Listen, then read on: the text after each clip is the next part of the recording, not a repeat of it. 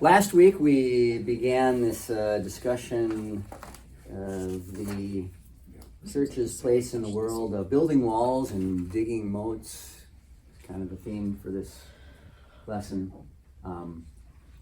It's the tension we live in as Christians between, well, the way you, I think, have heard it historically is to be in the world but not of the world. So on the one hand, you can't abandon the world in which you live, but on the other hand, you don't want to become so much a part of it that it takes you over. And we have to try to navigate that all the time. And how's the best way to work that as Christians? In this first part, we were talking about the inclination Christians have sometimes had to just try to take the whole thing over. And that's not really our calling, and that doesn't work either. But when the church has tried to run the secular state, that's usually a disaster for both. Not that Christians haven't died trying. So we looked at some ways in which that is a problem for the church in particular. You know, in our country, our Constitution is set up, you hear Jefferson quoted a lot, which isn't actually in the Constitution, right? But you hear the letter that Jefferson wrote to, it was a Baptist convention, I believe, about the wall of separation that has been established by our Constitution. And once in a while, you'll hear groups today suggest that that wall of separation was somehow to protect the government. Well, the government's got the power. They don't really need a whole lot of protecting. That wall of separation, and the reason Jefferson was writing to this Baptist convention was because they were concerned about government interference. It was really put in place to protect the church, at any rate. But the church has, there can be the open hostility to the church where you're just facing actual persecution. Some of your ancestors might have come to this country as a result of that. If you have deep Lutheran Church Missouri Synod roots in your family, there's a pretty good chance that your ancestors were part of what was called the Saxon immigration, where entire villages in Saxony, Germany, rented boats and sailed to the United States, ended up in the St. Louis area, and then spread out from there. And that was to try to get away from the attempts of the Kaiser to force a union between the Calvinist and Lutheran churches in his territories. And eventually it got to the point where the old Lutherans, the true Lutherans, just said, we need to find a new place to live, and they left, and they came to America for religious freedom. It wasn't exactly the same situation, but I remember my grandmother talking about the horrible Prussian draft. And I thought, oh, gee, that means my ancestors were probably draft dodgers. Well, that's possible, but it's likely what that was about is that in the army in particular, the Kaiser could push his program. And that again, as a matter of religious freedom, people who were otherwise going to be forced into that sometimes came to the United States. I can't go back and talk to the people from 3 generations or 4 generations before me, so that's my story. We'll go with the good one, not just draft dodgers. But the church has had to face this all through history. And that's the reason the Pilgrims came. It's the reason the Puritans came. They were seeking religious freedom and protection in a new place. So having laid some of that out last time, just some other subtle isms that may present opposition to the Christian church that aren't necessarily governmental, they aren't political, at least not entirely, but that we are tempted to because of the culture in which we live. So first up here on the list, nationalism. Now there's a whole thing about Christian nationalists today, and it's not even been very clearly defined as far as I'm concerned. Is it wrong to be patriotic? No. And is it wrong for Christians to be patriotic? No. But can your love for country become an idol? Yes. And so in and of itself, perhaps you might think, well, I should be pro-America. Well, okay, that's great. It's my country. And we're going to talk about some good reasons that Christians have to be very supportive of whatever place they live. But recognize that this can sometimes rise in a person's concerns to the point where it's gotten bigger than God. And that then presents a problem. Consumerism. Well, this one I think we recognize. This has been the whipping boy of the church. It's basically an outgrowth of greed. This idea that my identity is somehow found in what I own and what I have, and I want to impress all the people around me by what I have. We've talked about he's commentator and financial guru Dave Ramsey a number of times. We've taught some of his classes here at Grace before. But he will point out to you that an interesting look between rich people and poor people is that poor people try to look like they're rich by buying stuff they can't afford. They try to buy a better car than they can afford. They try to buy and wear nicer clothes they can really afford. And they're always pushing their standard of living. And rich people, because they know they're rich, don't care about that stuff. And so the most popular vehicle for people who are millionaires in the United States, anybody want to guess what that is? So. Not a bad guess. Honda Accord. It's not a Lexus, it's not an Acura, it's not a Mercedes, it's certainly not a Rolls Royce. What's kind of a mid-size, It's a mid-sized, middle-class kind of vehicle, right? That is the most popular vehicle among millionaires in the United States of America. Well, because they don't have to prove anything. They don't feel like they got to stick it out there for everybody. If you see the person driving the Lexus, there's a good chance that they're barely able to afford or not able to afford to be in that, but they're trying to show it off a little bit, right? They want to look like there's something they're not. Some of those people have a lot of money too because they're penny pinchers. Mm-hmm. Yeah. There's more than one. I've known people that had a lot of money that, Yeah. You better put a new light bulb in if you're renting their house before you move out, or they're going to charge you for that light bulb. So there are more than one way to become a millionaire. Well, you can work on two ends. You can make more or spend less, right? Yeah. And so some people get there because they make more, and some people get there because they spend less. Yeah. But consumerism and putting the dollar or putting the things you buy with the dollar at a certain level in your life starts to become a form of idolatry, and it is a kind of hostility towards the people of God and the church, if you will, by those who promote it. Every commercial that you have ever watched has been delivering to you the message, do not be content with what you have. Because it's newer, better. It's got more stuff on it. It's been proved to be superior to... I don't have that. Exactly, all of those things, right? So we understand why they do it. We understand why they do it.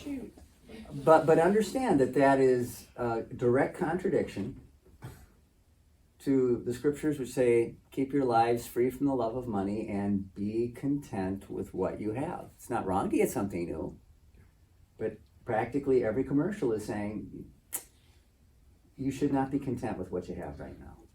Go ahead. There's some kind of contentment there is great gain or something. Godliness with contentment, that's 1 Timothy, is great gain. For we brought nothing into the world and we can take nothing out of it.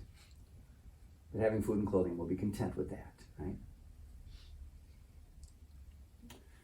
right? Egoism. What's egoism? Well, like you would know. Touche. All right. That's my destiny. I understand. Yeah. So, a concern about self, and she was a great singer. But one of her most popular songs, Whitney Houston, "Learning to Love Yourself is the Greatest Love of All." No. And I understand it wants to talk about having a decent sense of self-esteem and what have you, but I just don't think the message is right. Learning to love the Lord, well, actually learning the Lord loves you. That would be the greatest love of all. Then learning to love Him would be the next, and then loving your neighbor as yourself comes after that. But egoism, this tendency to put yourself first. And this idea, I deserve it. I deserve it. I deserve better. I deserve this. Eventually, that may be as tempting as anything here, because then who becomes God in that? Who becomes God in egoism? Yourself. That goes back to the Garden of Eden, the very first temptation. You will be like gods, knowing good and evil. You'll be at the top there, Eve, if you'll just follow what I have to say here. Hedonism, an addiction to pleasure, and of course we understand very well what a big part of our culture that has become, and that the pleasures themselves become a substitute for God. And it takes all kinds of forms. It's not always as overt as we might think. This isn't always the promiscuous person who's sleeping around or who's otherwise participating in the sexual revolution. I think it's C.S. Lewis who talks someplace about the fact that the sin of gluttony, which we hardly even recognize anymore, we all eat too much. We don't want to admit that there might be some of my sinful nature involved in how that came about. But Lewis says sometimes gluttony isn't about the amount. It is this obsession with, it's the term I think that in secular speech for it is a gourmand. It is the person who is obsessed with finding the place that has the best steak ever. Foodie. It's a foodie in some ways, yes, yeah. It's finding the best food truck ever, the best seafood shop ever. And it's all about the experience. It's all about these experiences. And they may be fit and trim and not overeating as such, but it is all about having this at the highest level possible. And that really becomes also a kind of form of hedonism, a pleasure seeking that can become an idol if a person's not careful. Now, is it wrong to have a really good steak, right? Is it wrong to find a favorite restaurant and to want to go back? In and of itself, it's not wrong. We can go down it's not wrong to love your country. It's not wrong to buy things. It's not wrong to have self-respect. It's not wrong to enjoy the pleasures that God has offered us in the box where he has placed them. It's when they get out of the box that they become a problem. So number 3 means self-respect? So your ego, well, self-respect is probably, it's bigger than that, right? Egoism, so if this is this language of Sigmund Freud, the id, the ego and the superego was how he understood the, but the ego is the part that's all concerned with me. It's meism. So the slogan would be "Follow your heart," right? So that you're very much that would be at least very much a symptom of that kind of thing, where you assume that you've got it right. That's right. Okay, but more than that, it just elevates. Everything is about me. The person who's full of egoism probably isn't going to be very patient with other people, because if you diss me, right? If you disrespect me, boy, you're going to feel my wrath. Well, that comes out of egoism, an inflated view of self. How often didn't Jesus get insulted and rejected? And yet he somehow continued to love these people. And he didn't just respond in kind. He was always reaching out. But when it's, once you get to the point where I'm just cutting you off because you are not giving me my due.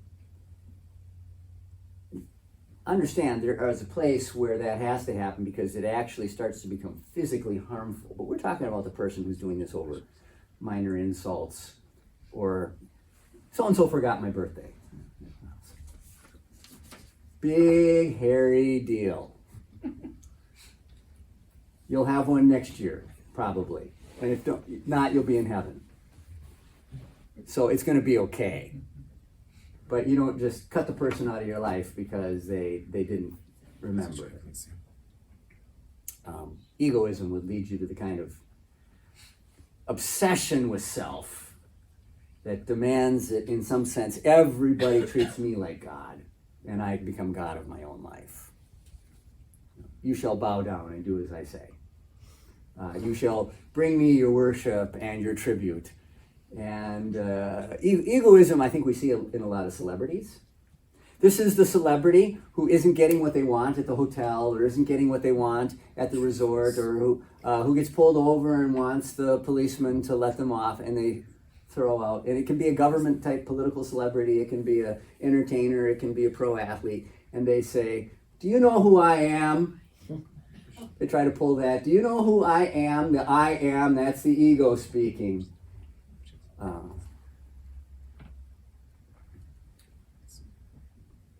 I could give you all kinds of examples of that sort of thing, and you hear that all the time. Little incidences of people who pulled that. My brother used to park cars at a sports bar in Minneapolis. It was run by one of the retired Minnesota Viking players.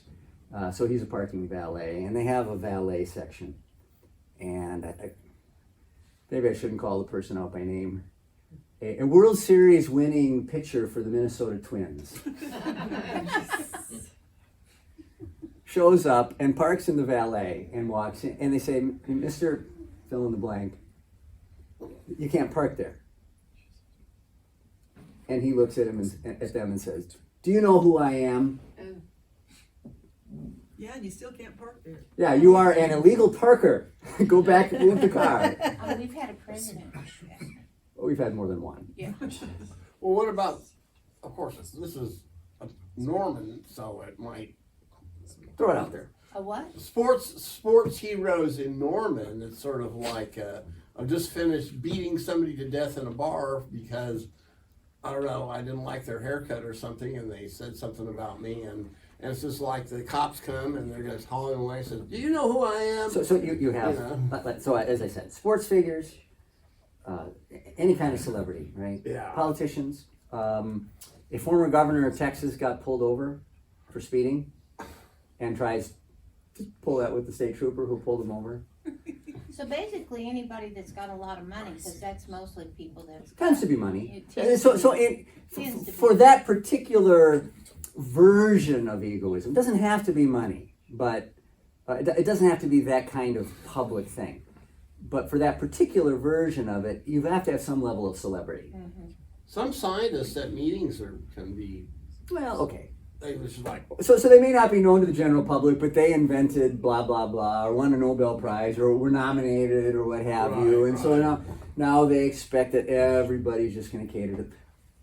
I've told you about my brother-in-law who works as a vice president of research for the Mayo Clinic. He's not a researcher. He is the administrator who makes sure the government money gets doled out to each of the scientists working under him properly. And he told me about one of the researchers who regularly comes in and reminds him of how great his research is compared to everybody else's. And if it weren't for him, you wouldn't be getting all these grants coming in. And thus, when it comes to distributing the money for the various projects, he demands that he be considered because of who he is and what he has done. That's egoism. Like the Big Bang Theory. Yeah. Now Sheldon in the Big Bang Theory. Out in the world, nobody would know who this guy is for the most part. It's not but in his professional circle, his egoism shows itself. So you might be famous, or you might have risen to the top of your field, or you just might be a regular Joe who thinks a lot of himself and demands that the people you do happen to have a relationship with kowtow to you. But that's how that shows itself. Anyway, so you recognize all of these things work against faith, work against Christianity. They damage the church. Churches have to deal with people engaging in all this stuff. And it is a subtle hostility that comes against what God wants to create in his kingdom. Some of these create distractions for God's people and hurt the church that way. Some of these keep God's people from practicing good stewardship.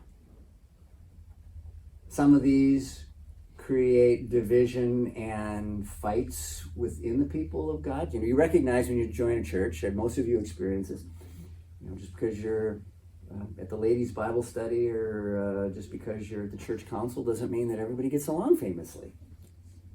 And people who should be just brothers and sisters in the Lord can easily get sideways with each other. And like with the last one, it just often leads people to live in open sin and defend it, just not care anymore what the church has to say. All right. Acts 17. Paul then stood up in the meeting of the Areopagus and said, "Men of Athens, I see that in every way you are very religious. For as I walked around and looked carefully at your objects of worship, I even found an altar with this inscription, 'To an unknown God.' Now what you proclaim is something unknown, I am going to proclaim to you." You're familiar with this? Second missionary journey. Paul is getting to Europe and Greece in particular for the first time.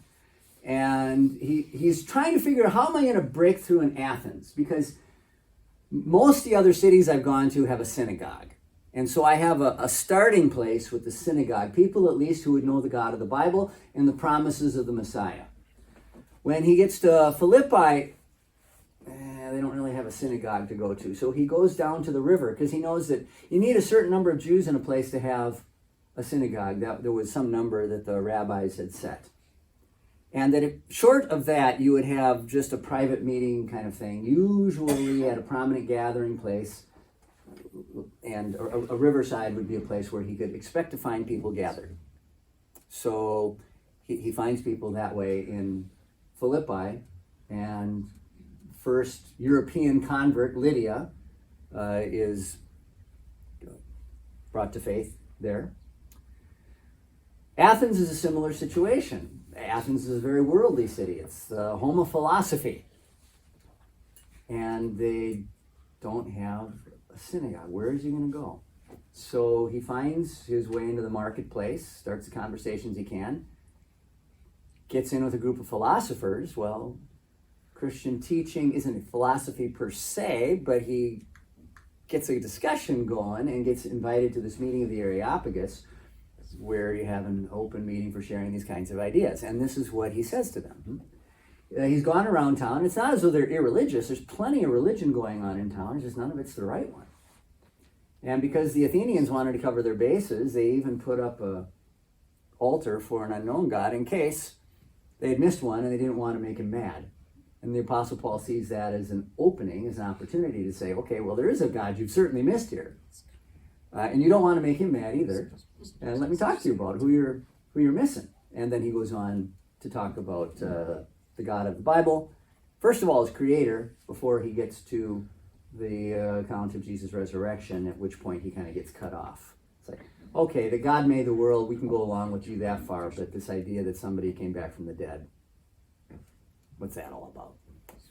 Anyway, but he recognizes that even in what seems to be a somewhat erudite city, they are still very religious. They got all this kind of religion going on. As an increasingly secular nation, are we more like the Athenians or less like them? So. More like them. Do we lack gods or lack religion? We sometimes may feel that as Christians because we see Christianity on the decline in the United States. I would say religion, because how can you lack gods? I mean, really, there's only one God. Right? There's only one God, but there's only one faith that worships him. Everybody else worships a idol. Right. In the first century, the traditional belief in the pantheon was sort of dying off, and they were propping up all sorts of other religions and other gods. So they were sort of like the United States in the sense that they were losing their old traditional faith. The pantheon of Greek gods was no longer plausible to them. They were thinking up all these philosophical. So you had what was called Gnosticism, various kind Right. of Gnostic sects that Right. there was a particularly Christian version of that, but there was a lot of also just, they were kind of mystery cults. Right. You had various other Eastern religions, Mithridatism, Zoroastrianism was something that appealed to some of them. Egyptian, ISIS. ISIS, worship of the Egyptian gods had appealed to some as an alternative. And of course, in all their philosophy and all, what we talked, that list we saw a few months ago, things like, not so much nationalism perhaps, in at least in Greece, because it was part of under the Roman Empire, but you had consumerism, you would have had, among the higher classes, you would have had certainly egoism. There certainly would have been hedonism. Those isms were still there. Today, a lot of people who leave organized religion, they don't like organized religion. They want to be spiritual, not religious. And what does that mean? Well, that's a good. I didn't think to pull it out of my file. I've got a newspaper clipping of an editorial written by a guy. So you know the old TV series or game show. It's not. I think it's on in a new version or format today. But Who Wants to Be a Millionaire? So the title of it was a sarcastic take on it. Who wants to be a spiritual person? And then he goes through these people who, gives them choices. They got these 4 things, and which one's right, and they're going towards what it means to be a spiritual person today. Well, we're not against people, Christians being spiritual. The Bible would have you be spiritual, but that doesn't preclude or exclude gathering with the people of God and participating in religious things. A lot of, even Christians start to talk about, Christianity really, it's about a relationship, it's not a religion. The Bible never makes that distinction. The practice of the faith, which is the religion, is a good and healthy thing that supports the spirituality. Now, when you've got a bunch of sinful people together, you're going to have a problem sometime. But to be spiritual all by yourself out there, all on your lonesome, you're not really being a very spiritual person. You're kind of fooling yourself with some inner feelings. At any rate, but a lot of people want to be spiritual, not religious. And I think the Athenians were there in a large way also. They weren't dedicated to any one of these so much, but they didn't want to give up the concept altogether. I don't know if I have this quote next. You know who G.K. Chesterton is? Catholic apologist from like the 1930s. London, England, or English anyway. Maybe 19th century. He was a C.S. Lewis sort of followed in his wake and stuff like that, and he was a big fat guy, a large man. Apologist. The gluttony part maybe had gotten him a bit, but late 19th century. I think into the 20th century, though, if I'm not mistaken. I'd have to look up the dates for sure. But anyway, his books, Heretics and Orthodoxy, are somewhat familiar to many Christians. Anyway, Chesterton. When men choose not to believe in God, they do not thereafter believe in nothing. They then become capable of believing in anything. So if you take the true God out of your faith, or out of your life, you're probably opening yourself up to just every flying saucer cult that comes along, to every weird idea. And Chesterton recognized that well over 100 years ago. There's an idea that lots of people had. C.S. Lewis remarked on it, G.K. maybe, and it says there's a God-sized hole in man, and I mean H.G. Wells probably agreed with that. Yeah, well, that's a reflection of Augustine. Right. You've made us for You've made us for yourself, and we are never at rest until we rest in you. Right. Yeah. And so people, no matter what they do, this is like if you give up, Orthodox religion, then let's worship aliens or the old man in the long beard that's all wise and stuff. It's Or finally, the worship of self, or the worship of consumer goods, or the worship of pleasure. People don't think of that as being a religious thing, but it takes on a spiritual component if it rises high enough in a person's life.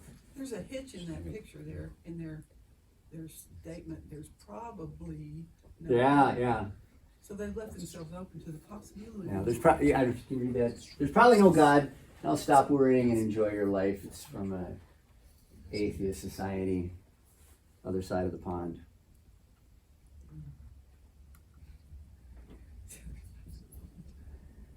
Can you give examples of Chesterton's assertions? So I would say one thing today was popularity of psychics in places like Great Britain, California, maybe the United States in general. I have a Sirius satellite radio on my car, and serious what? Sirius satellite radio. SIRIUS. Not Sirius like the opposite of casual. Sirius, SIRIUS. Anyway. But they regularly run ads for something called California Psychics. And I think, what is this saying about the audience that I'm listening with here? But California Psychics. And you think of California as being kind of this hedonistic, secular place. Well, as a place like California has gotten rid of Christian faith, what has been stepping in to take its place?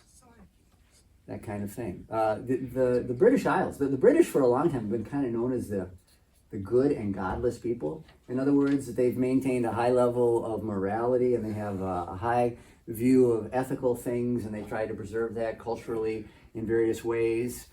But at the same time, the Christian faith is really on its heels, in Great Britain, but things like psychics are very popular there.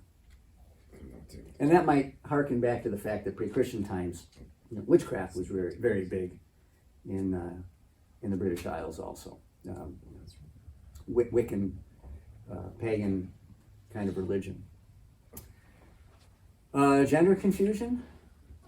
You get rid of God, and then things that ought to be just as plain as the nose on your face all of a sudden aren't so plain as the nose on your face. And that is a big thing these days. That is a big thing. Huge. I mean, they don't want to be called he, they don't want to be called she, they want to be called they, or they don't want to identify with the gender that the doctor gave them when they was born. They want to identify with how they feel, and I mean, it's just So one of the it's things. confusing to me. So has there always been a little bit of this going on? Well, yeah. There's always been a little bit of this But going not on. where you don't say he. So the interesting phenomenon is that way about 2014, 2015, especially among girls just past puberty or just right around puberty, it just skyrocketed. Like grew exponentially in that particular group. From when? About 2014, 2015, right around there. It seems to coincide with a lot of what goes on social media. And social media constantly leading you to compare yourself to others, and the way that has a detrimental effect on one's self-concept and image. And the more you see all the unattainable Photoshop pictures of people, and the more you have the bullying, and the more you have just the whole morass of things that goes on with so much of social media, it has led to this kind of confusion. And then, of course, when it started to take hold, social media became a way in which it could spread and become popularized. Well, now it's TV too. Yeah, well, I mean, it's all over. Yeah. But anyway, so again, when you stop believing in God and the very clear things that he reveals to people, you kind of open yourself up to all kinds of odd beliefs. Especially not just God, but also doctors. Christian response, 1 Peter 2. Dear friends, I urge you as aliens and strangers in the world to abstain from sinful desires which war against your soul. So how does Peter here identify the people to whom he is writing this letter? Friends. Friend, okay. Somebody back there said friends, and yeah, I guess I didn't think of that first, but yes. Aliens and strangers. Aliens and strangers. To this world. Because of our, not to himself, but in terms of your relationship with the world. So we tend to see the word alien, especially if there's another adjective attached to it, as a little bit pejorative sometimes. And of course, he's not thinking UFOs. He's not thinking people, he's not thinking ET. We know. Extra national. People, so you are living in a country not your own. You are living in a country not your own. And that needs to be a part of the Christian identity. That goes all the way back to the Old Testament. I don't remember exactly where it is written. It might be when Jacob meets the Pharaoh? And then it seems to me that it was even a part of the Passover kind of liturgy mentioned later. But my father was a wandering Aramean, is a way of describing it. How did Abraham live? How did Isaac live? How did Jacob live? They never set down roots. They were nomadic. They lived in tents their entire lives. So I like camping. A week or two is enough. They lived in tents their entire lives. They never really set down roots. They lived like strangers in a foreign land. And that sets an understanding for the people of God in general. It's not wrong to buy a house, but even there, I'm living now in let's see, my parents have lived in 3 since I was born. And then I have owned 3. And then there was a couple of apartments in between. And you think of a house as being a little bit permanent, but it's not so permanent. You live there for a while and you end up turning around and selling it and moving someplace else. Aliens and strangers in the world. And this is not so much about the piece of geography you consider your home, as much as it is your understanding of how you relate to the culture, your understanding of how you relate to the world and its values and such. But this is a part of how the Christian has to see oneself, because you recognize that it goes along with abstaining from sinful desires, the sinful cultural things that are always surrounding us. And the reason you need to do that is because that is actually at war against your soul. So adopting this kind of worldview. Hebrews 11:10, talking about Abraham. He was looking forward to the city with foundations, this is speaking of his nomadic life, whose architect and builder is God. So for people like Abraham, and then Isaac, and then Jacob, where do they see as their true home? Popular hymn at funerals, I'm but a stranger here. Heaven is my home, earth's but a desert drear. Heaven is my home. That we understand that that's where our real citizenship is. And that if we want the place that has foundations and has really good structural value, whose architect, designer, and builder is God. Well, he actually did design the world in which we live currently, originally, but somebody came and messed that one up. But in heaven, the structure and design remain pristine and intact, and that's the real home, and that's where we want to get back to. Compare the Benedict option. Anybody know who Rod Dreher is? Somewhat conservative commentator. He's a man who he has joined the Orthodox Church. Eastern Orthodox. Eastern Orthodox, yeah. So he's found himself in the Eastern Orthodox Church, and as he has made the journey from more of an evangelical background to the Orthodoxy, he's also gotten a little bit into the history, and like Catholicism, Orthodoxy has a certain amount of background with things like the monasteries and such. And so he's written a book called The Benedict Option as he sees the world getting worse and worse and more anti-Christian in its values. He's thinking that maybe we need to start a new order of monasticism, like Saint Benedict did with the Benedictine order years ago, and then you had the Augustinian order, and you had these various, you had the Franciscan order. But maybe it's time to just withdraw. So he says, build an ark in which to shelter until the water recedes and we can put our foot on dry land again. So he's thinking that Christians ought to withdraw from the world, create their own isolated communities. Well, what Christian groups have already attempted that? Amish? Yeah, you think of the Amish, to a lesser degree the Mennonites.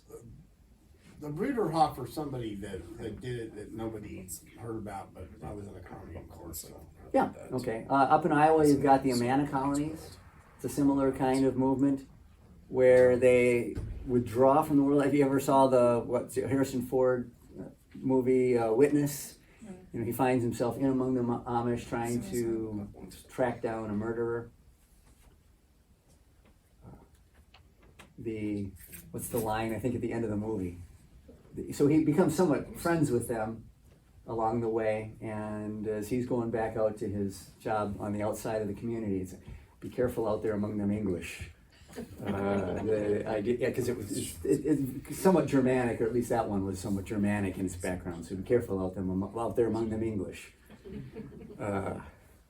But allusion there, of course, to the ark, where Noah had to get into the ark while God destroyed the world. But we don't have any command. Noah is a kind of a one-off. You've got these Old Testament stories. We have to be careful not to raise too high in our understanding of how to deal with things today, because we don't have the same commission. So Noah is a special case. Later on, you've got someone like Joshua who's supposed to lead Israel into Canaan, and what are they supposed to do? Kill everybody. Kill everybody, man, woman, and child. Today we call that genocide. This is God saying, in the case of the Canaanites, Judgment Day is coming early. And what the rest of the world will face on the final day, the Canaanites are going to face right now, because I have come to the end of where I can deal with them anymore.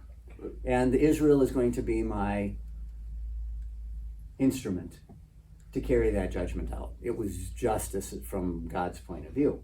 But again, that's a once in history thing. It is not for Christians today to say, okay, well, I think these people are just as bad as the Canaanites, so we're going to try to approach it the same way. We have no such commission. In fact, we have just the opposite commission. We are commanded to go into that world, preach the gospel, and try to convert them. And the problem with the Benedict option is that it seems to work, well, that's kind of what my next point is. Go ahead. Well, I was just saying, before to the time of Christ, Israel was the ark, and then after the In many ways, yes, very much so, right? and the Jews were somehow, the Jews managed to keep separate for thousands of years. Maybe now they're less so. Well, they tried. Yeah. They were really bad at it. Okay. Yeah. Okay. They were really bad at Yeah, it, okay, yes. but- But that was the commission for them, right? Separate yourself from the nations. If they want to come to you, fine, but you don't go to them. And they were constantly saying, yeah, we don't like this Jehovah God so much. Baal looks like he's more fun. There are always people doing that. Absolutely, yes. So the problem with this, there we go. Well, what clear New Testament imperative does Benedict option make difficult to carry out? Well, it would be the Great Commission, right? Go into all the world, preach the gospel to all creation. Go ye therefore, teach all nations, baptize. You can't do that if you're going to pull yourself in kind of a monastic style movement. What are you going to do? So that's not going to work. And so we have on the other side, 1 Peter 3, but in your hearts set apart Christ as Lord. That's the key, right? If you're going to have a life in which you're living as a stranger and alien, put Christ first in your heart and follow him, and then you can live out there as an alien and a stranger. Always be prepared to give an answer to everyone who asks you to give the reason for the hope that you have. In other words, we have a witness and a response to give to the world around us. We need to interact with it. We need to say what we believe, but do this with gentleness and respect. It's not just a battle. You're trying to win these people. But this is the tension in which we live. This is the tension in which we live. We have to stay separate in our lifestyle. We have to be in among them to win them. That's a good place to break.